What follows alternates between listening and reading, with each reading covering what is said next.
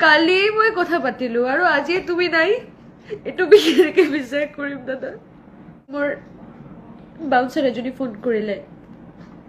phone কৰি ক'লে বা কি কৰি আছা মই ক'লো কাম কৰি আছো কোৱা মোক কৈ আছে জুবিন দাৰ খবৰটো পাইছানে মই চিঞৰি উঠিছো কি হৈছে জুবিন দা ছিংগাপুৰত গৈছে মই ক'লো হয়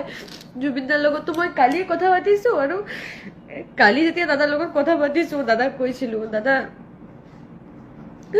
দাদা বুলি ক'লো দাদা ক'লে আই এম ইন ছিংগাপুৰ দাদাক ক'লো তুমি সদায় ভালে থাকা আৰু মানে লাষ্ট কেইটা মেছেজ এনেকুৱা আছিল যে মোৰ এটা হেঁপাহ আছে কেতিয়াবা যাম তোমাৰ তাতে মাছ এটা বনাই খুৱাম মই ফেচবুকত দেখিছো তুমি আছা ছিংগাপুৰত তেতিয়া কালি মই কথা পাতিলো আৰু আজি তুমি নাই এইটো বিশেষকৈ বিশ্বাস কৰিম দাদা